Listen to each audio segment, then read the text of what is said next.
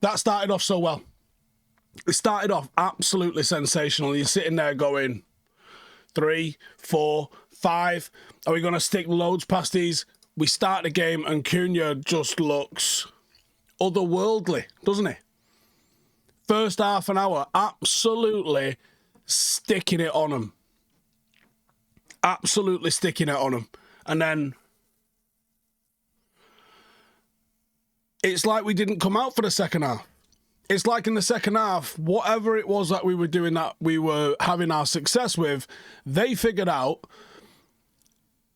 And I don't feel like they had loads and loads of chances in the second half. Obviously, they got a goal. But it just felt like we had stopped being dangerous. It felt like we had stopped figuring out how to carve them open, how to break them down. And that was frustrating. And our only chances, it felt like, in the second half came from corners. It felt like if we were going to score, that was how we were going to score. And obviously, yeah, you got Bruno misses a penalty, shocking penalty. Dropped a couple of clangers almost immediately after that, I thought. Didn't really play well at all after that. And in the midst of there being question marks about his future and there being an opportunity to move him on, people are going to bring up some questions about him. Now, I thought that particular game suited him. He was getting stuck in with tackles and blocks. He was getting stuck in on the ball. His long balls weren't very effective, but his short play was nice. Didn't really create a hell of a lot of chances, which is the main thing that you get from Bruno Fernandes. I don't need him in the team to be energy. I can get Ugarte to do that. What I want from Bruno Fernandes is him to create chances. And if he's not creating chances, what is the point? Like, are we using him right? Are we just keeping hold of him for no major reason here? Like, are we keeping hold of him because we've got him? Like, what is our, justify to me why Bruno Fernandes is in this team, in that position? Would he be better if he was played in one of the inside forward roles? It's almost a waste of time talking about it, but it feels so much like the players that we've got would suit 4-3-3 much better. And again, actually, I thought the defence did really well. Again, I know we didn't win and they didn't come away with a clean sheet again, but I thought that the defence actually did quite well. I do. I believe it's gone down as an own goal and not Yoro's. But I thought Yoro was good again. Perhaps not as ball playing as we've seen him in the past, him and Delay, and Shaw was a bit more maybe, but United didn't hold the ball anywhere near as well as we did against Arsenal, which is weird. And I actually thought you would see a lot of that in this game because I thought there would be so many opportunities for us to hold on to and dominate the ball. The way Fulham play, the way they sit off in that mid-block 4-4-2, they sort of allow you to have the ball and sit off them. And they didn't really do that. And it was a quiet game from Mbuemo. It was a quiet game from Ahmad. It started lively for Cunha, but it faded.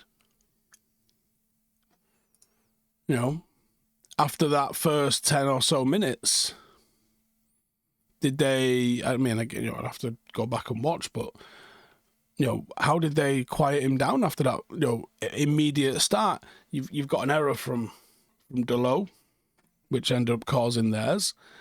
Ben's just texted me now and said, do you think he sees Christmas? Do you think he sees the end of the season? I don't know. And, I think the blame for the goal that we conceded is probably on Delo. But I'm not inspired with any level of confidence with Bayern. I just do not see why Bayern is playing above Tom Heaton. clearly the manager's got some sort of a thing going on with Onana, but Onana's not as bad as Bayern. I thought he was going to throw it in his own net at one point. It's a blow, this. It is a blow. This game is a blow because I came into this game, and naturally United came into this game quite exciting and thought we were going to go do something. And I thought we were going to get something out of this game, especially the way we started. Now, the longer that second half went on, we did not do well in the second half,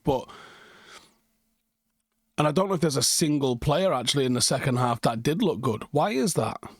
It can't be a fitness thing this early in the season unless they've been absolutely smashing them. And is that the reason? But it's a very, very, very worrying time as a United fan. There's so many questions as to what do we do here now? What do we do here now? I mean, what are you guys saying? Talk to me in the comments. What are you guys saying? I'll be live later at 9 o'clock, so come and join me at 9 o'clock and we can actually have some interaction with that. But I feel almost lost for words with it because you're kind of like, okay, Sesko didn't start, he comes on, and again, Sesko comes on and looks lively. Like, didn't set the world on fire, obviously, but he comes on and he looks lively. You know, his link-up play looks good. He gets involved in the air. He's making good runs. How far is he off starting? And weirdly, I don't think it's because of Sesko. I really don't think it's because of Sesko. But we looked worse while he was on the pitch. And again, I think that's just a coincidence rather than anything related to him. I mean, like, who do you think did well today? I thought Euro again. Dorgu again. Casemiro's, I mean, he's erratic in possession. I think if you've got him and Bruno in the midfield, you're not.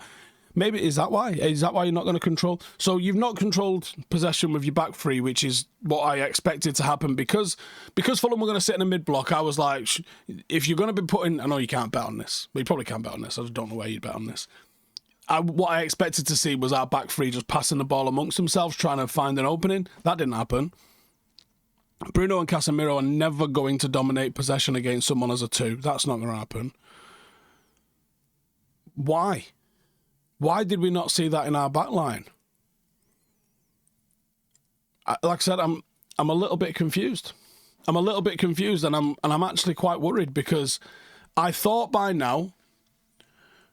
I thought this was going to be an easy game today. And I know Fulham's a weird place, and I know actually in hindsight, it's not a bad point that getting a point away at Fulham. It is though, because we have to be going and winning those games, especially with the way you start. If you want to be ruthless, good teams start the way Manchester United started today, and they get a goal, and then they get a second goal. And that's how you play. You have that ruthless streak in you. United shown our hand that we weren't going to be ruthless today when Bruno puts the penalty on top of the roof. And you're like, oh shit. We are now looking at one of those days. And that's what happened. And that's how it played out. We didn't execute. We didn't carve Fulham open enough.